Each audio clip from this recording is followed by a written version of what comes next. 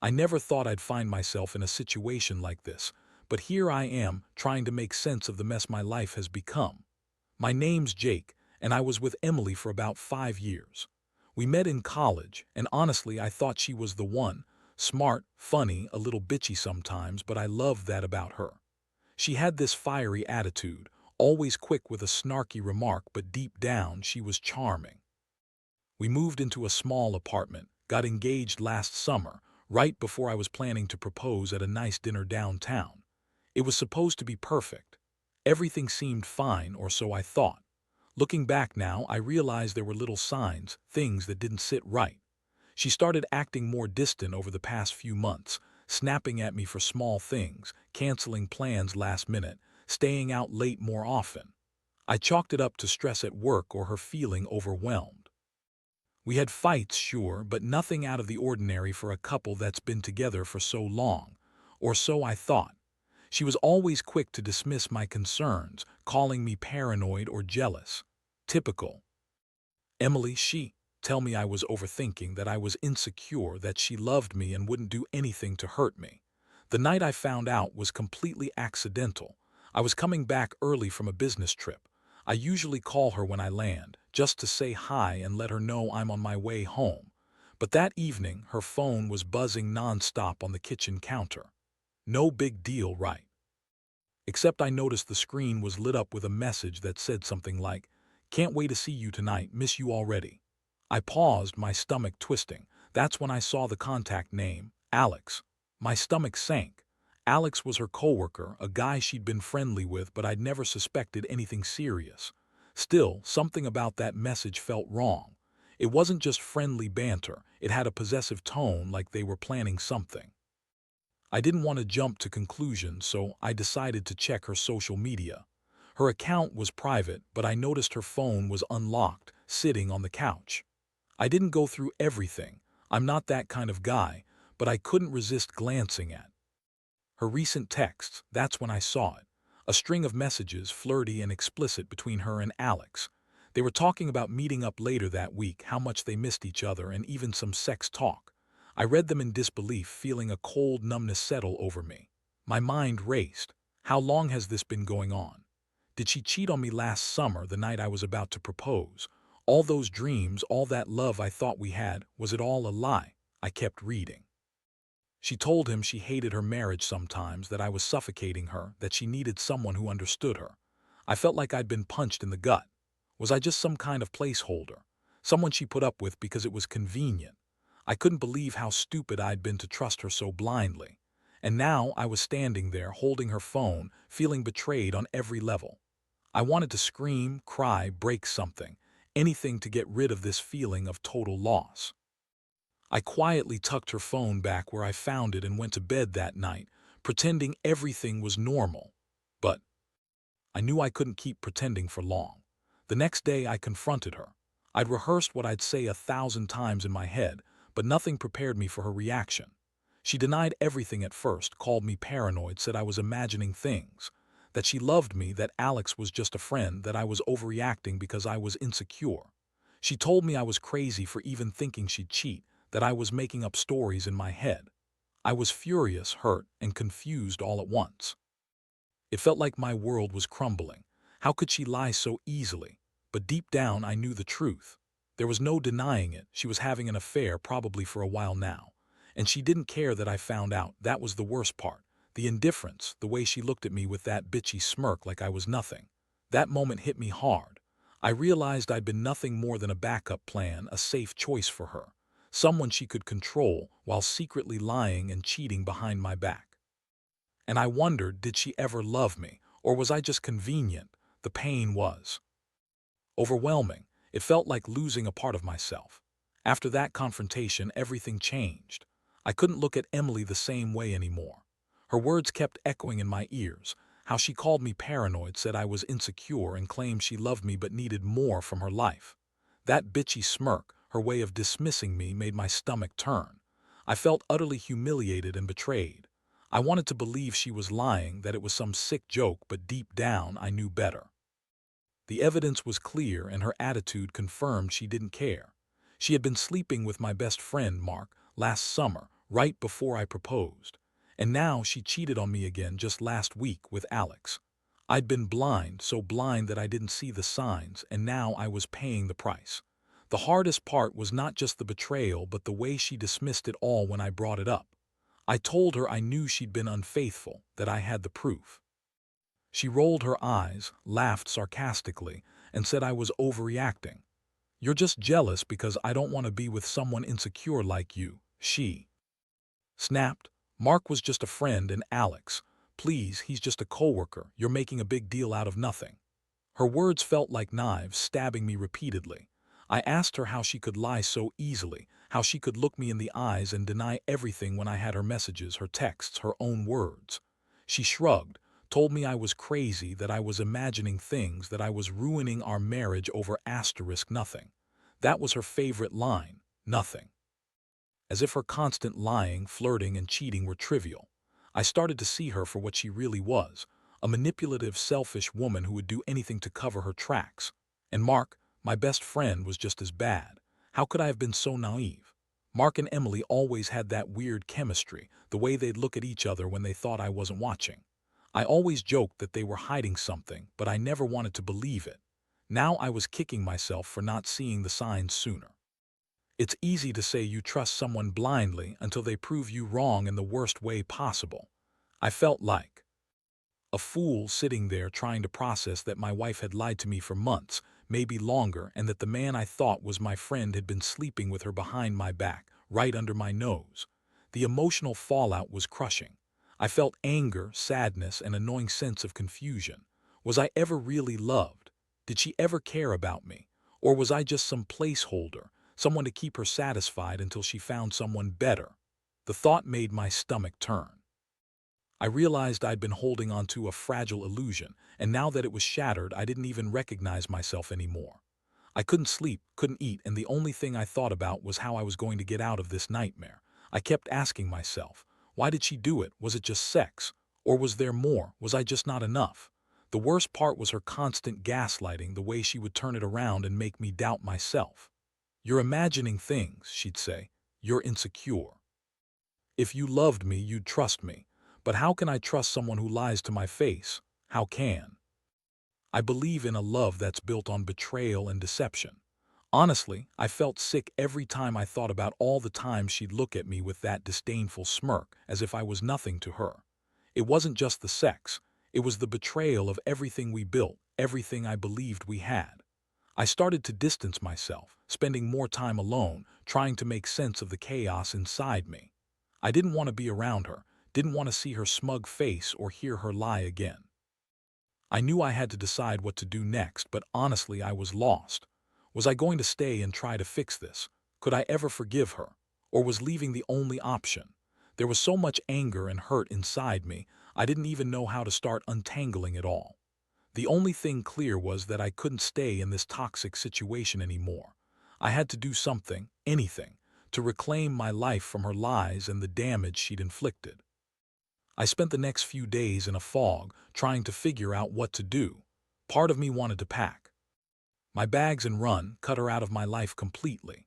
But another part, the stubborn part, kept telling me to confront her again, to get some answers, to see if there was any way to salvage what little was left of the marriage.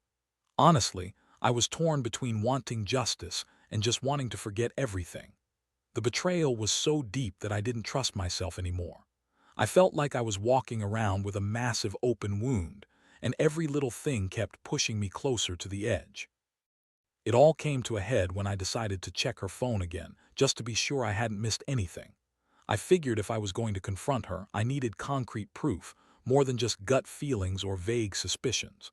So I took her phone while she was in the shower.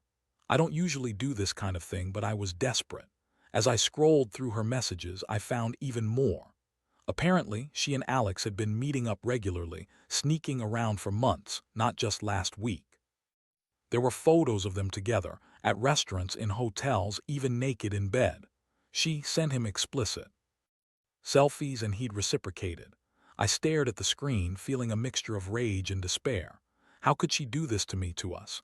What broke me most was a message from her that read, "Can't wait to see you tonight, I've missed you so much." It wasn't just sex, it was her lying, her pretending to be everything I thought she was. All those nights I stayed up worried, all those moments I thought she was just busy at work, she was with him, lying to my face. I couldn't believe I had been so blind. I was supposed to be her husband, her partner, her best friend, and she was out there sleeping with someone else, laughing at how stupid I was. I finally decided I'd had enough. I needed to confront her face to face. I took a deep breath, gathered all my courage, and called her into the living room.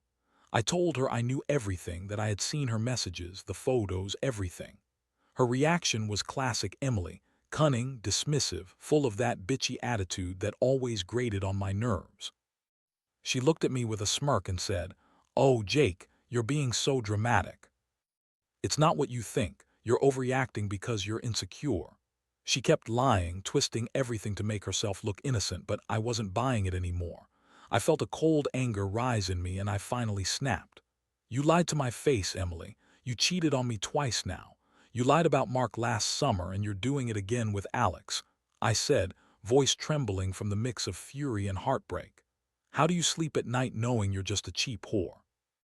Do you even care about what you're doing to me?" She rolled her eyes and shrugged, acting like I was some crazy guy who needed mental help. "You're just jealous," she spat. "You're insecure and clingy, that's why you're making this all up." That's when I saw the truth, her real face. She wasn't the sweet, fiery girl I fell for. She was a liar, a manipulator, someone who thought she could get away with anything. I looked at her and realized I no longer knew who she was or if I ever did. All those years, all that love, was it just a lie? Maybe it was, and I'd been too blind to see it. The pain hit me hard like a punch in the chest. I felt tears welling up, but I fought them back.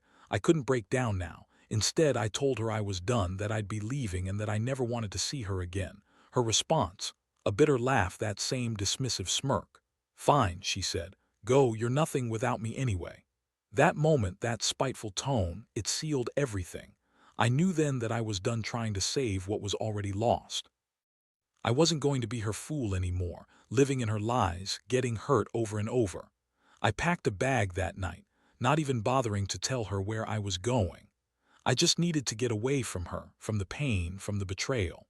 The house felt colder than ever, like I was leaving part of myself behind. As I drove away that night, I couldn't shake the feeling that I'd been played for a fool all along. And yet a small part of me felt relieved, relieved that I finally saw her for what she truly was. Deep down, I knew this was the beginning of a new chapter, one where I had to rebuild myself from scratch, piece by piece. But I also knew that trusting again would be harder than ever, that the scars of her lies would stay with me. Still, I hoped that someday I could find happiness again, without her, without the lies, and without the constant doubt that had haunted me these past few months. The first few days after I left were a blur. I stayed with a friend, trying not to think about Emily or Mark, but it was impossible. Everywhere I looked, I saw reminders of the life I thought we had. The photos, the little things in our apartment that I'd always taken for granted, they all now felt like cruel taunts. I kept replaying her words, her lies, and the look in her eyes when she smirked at me like I was nothing. Every time I closed my eyes, I saw her face, those messages, the photos. It was like my mind was playing a sick loop, and I couldn't escape it. But as the shock wore off, the anger started to take over. I told myself I wasn't going to let her get away with it. She had manipulated me, lied to my face, and destroyed what we had. I wasn't just hurt anymore, I was furious. I couldn't believe I'd been so stupid to trust her, to believe her when she said she loved me. That love had been a lie, and now I had to deal with the fallout. I started to think about what I needed to do, how I was going to move forward. I knew I couldn't stay in that apartment, not anymore. It was too full of memories, memories I now hated. I decided I needed clarity, so I reached out to Mark. I knew it was risky, but I had questions. I texted him one night asking if everything I suspected was true. His reply was immediate. He apologized, admitted that they'd been sleeping together for months, that Emily had been telling him she was unhappy, that she felt trapped in the marriage. I felt sick reading his words. The betrayal wasn't just from Emily, Mark had played his part too. He was supposed to be my best friend, and yet he had been sharing her bed. I couldn't believe it. I thought about all the times I'd trusted him, confided in him, and now I saw how hollow that trust was.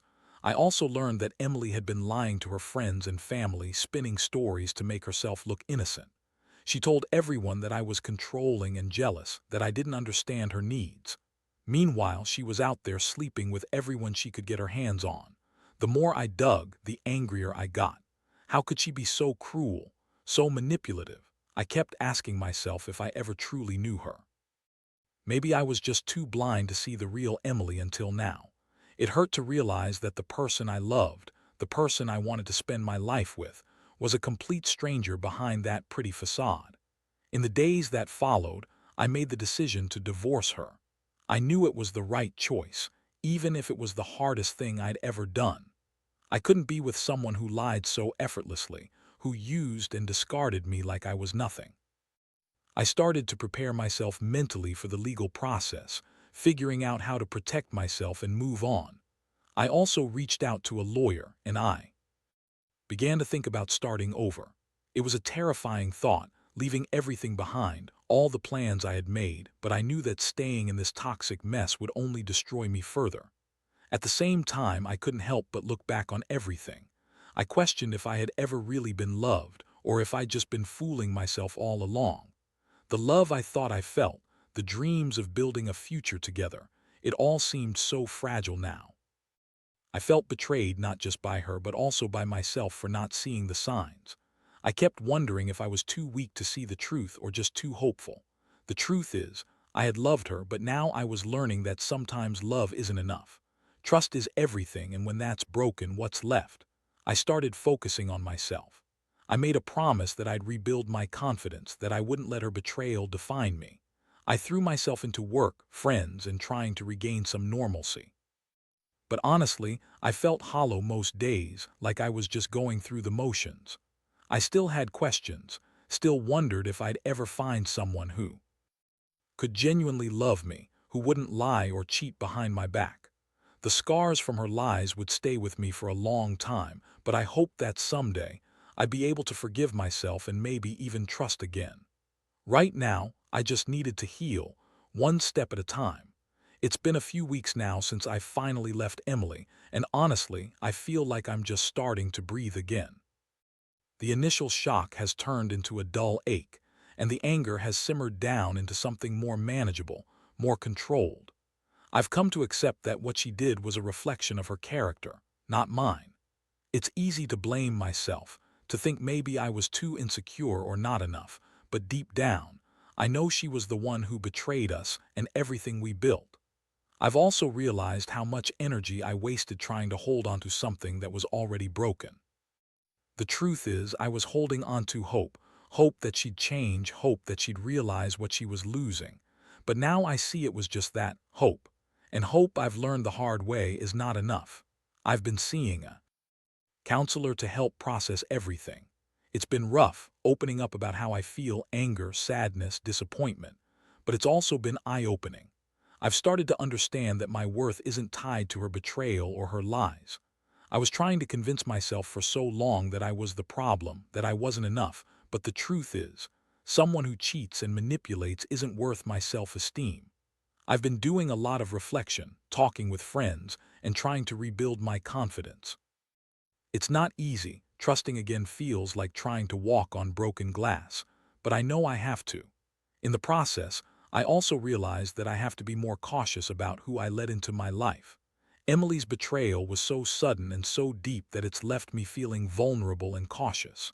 I don't plan to rush into anything, but I also refuse to live in fear.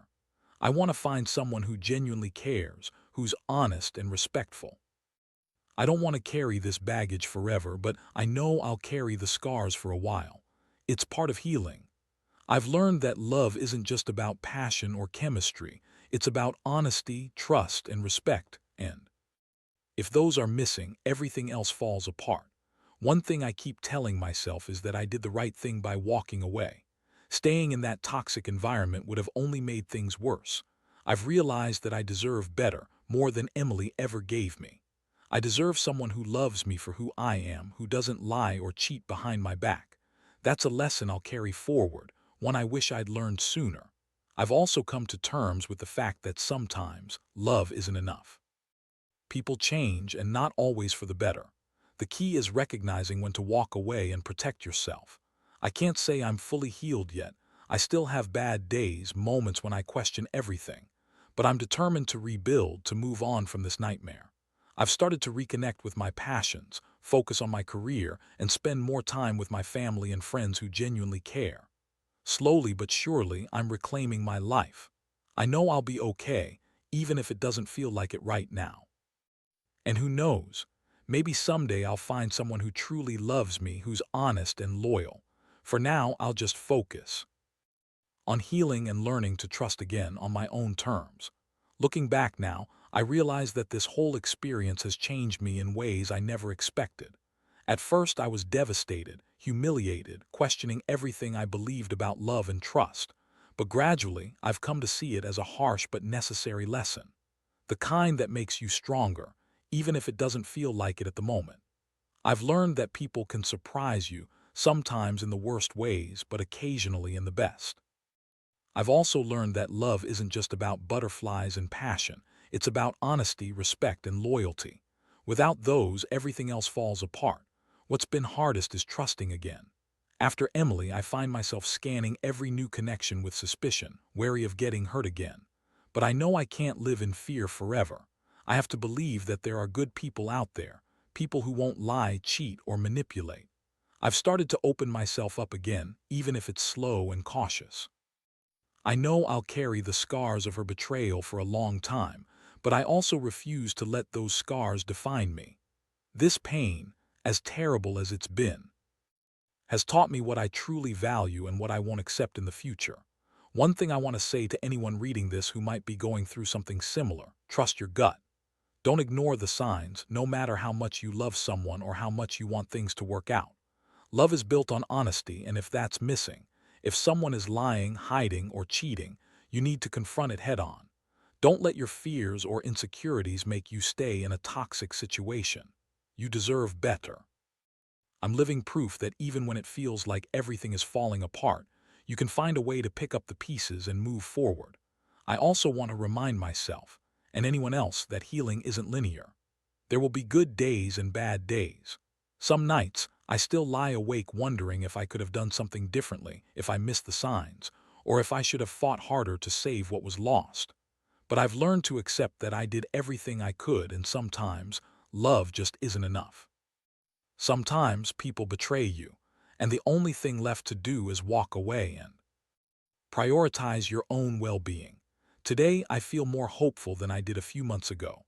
I've started reconnecting with old friends, rediscovering my passions, and slowly rebuilding my confidence. I might be scarred, but I'm also stronger for it. And I know that someday I will find someone who genuinely cares about me, someone who's honest, loyal, and kind, someone who values trust as much as I do. Until then, I'll keep moving forward, learning from my past, and never settling for less than I deserve. Because at the end of the day, whatever Emily did to me was a brutal lesson, but it was also a wake-up call. And I'm grateful I finally woke up.